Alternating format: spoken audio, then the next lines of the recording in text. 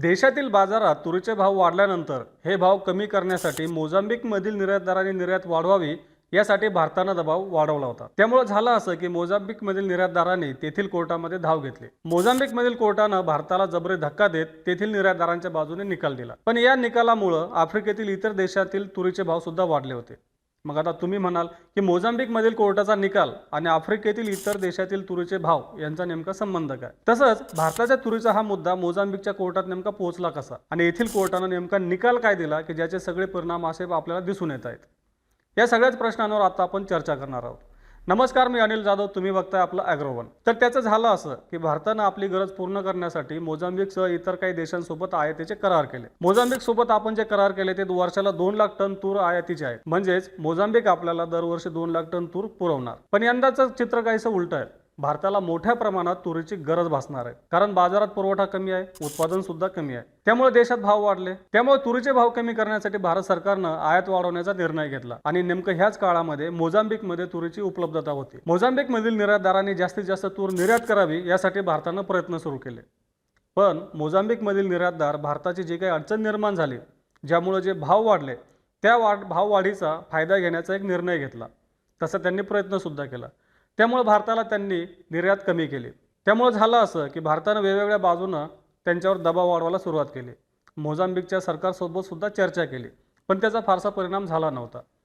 त्यामुळे झालं असं की मोझांबिक सोबत जो काही करार आहे, वर्षाला 2 लाख टन तूर आयातीचा, हा करारच रद्द करावा अशी मागणी भारतातील आयातदारांनी केली होती। हे सगळं प्रकरण चालू असताना नेमकं मोझांबिकमधील काही निर्यातदारांनी एक मुद्दा उपस्थित केला, तो म्हणजे 2 लाख टन तूर आयातीचा।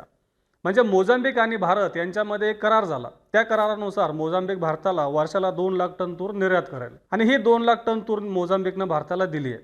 त्यामुळे आता मोझांबिकमध्ये जो काही स्टॉक शिल्लक आहे, तो स्टॉक भारताला द्यायचा की नाही द्यायचा किंवा कुठल्या भावात द्यायचा, हा सगळा निर्णय निर्यातदारांचा आहे, असं येथील निर्यातदारांचं म्हणणं होतं। त्यामुळे भारतानं वेगवेगळ्या बाजूनं दबाव वाढवायला सुरुवात केली होती। त्यामुळे मोझांबिकमधील निर्यातदार कोर्टात गेले। कोर्टानं असं सांगितलं, निकाल देताना असं सांगितलं की भारतासोबत 2 लाख टन तूर निर्यातीचे करार आहेत आणि कराराप्रमाणे 2 लाख टन तूर निर्यात केली आहे। त्या उपर जी तूर शिल्लक आहे किंवा जी तूर निर्यात होणार आहे, त्याला ओरिजिन ऑफ सर्टिफिकेट म्हणजे नेमकी ही तूर कुठून आली सर्टिफिकेट देण्याची गरज नाही आहे। कोर्टानं असा निकाल दिला की भारतासोबत करार आहे 2 लाख टन निर्यातीचा। आता 2 लाख टन निर्यात केली आहे, त्यामुळे या उपर जी तूर शिल्लक आहे किंवा निर्यात होणार आहे, त्यासाठी ओरिजिन ऑफ सर्टिफिकेट देण्याची गरज नाही आहे। ओरिजिन ऑफ सर्टिफिकेट म्हणजे नेमकी ही तूर कुठून आली, त्याचा सोर्स काय, आणि त्या उपर जी तूर शिल्लक आहे या तुरीची निर्यात सुद्धा थांबवली आहे। मोझांबिकच्या कोर्टानं तूर निर्यात थांबवल्यानं आता भारतातील आयातदार हे आफ्रिकेतील इतर देशांकडे तुरीसाठी चाचपणी करतायत, तुरीची मागणी करतायत। त्यामुळे झालं असं की आफ्रिकेतील इतर देश जे आपल्याला तूर निर्यात करतात, त्याच्यामध्ये मालावी, टंझानिया, युगांडा आदी देश आहेत।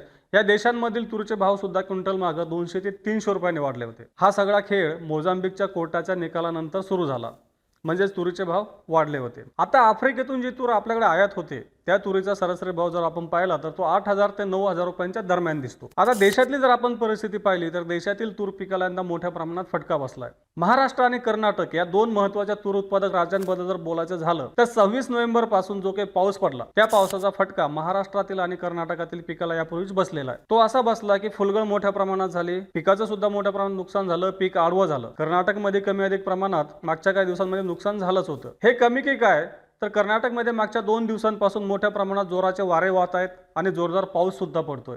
याचा तूर पिकाला आणखीन फटका बसतोय। म्हणजेच काय तर देशातील तूर पिकाचं नुकसान हे दिवसेंदिवस वाढतच आहे। नुकसान वाढलं म्हणजे आपलं उत्पादन सुद्धा कमी होणार आहे।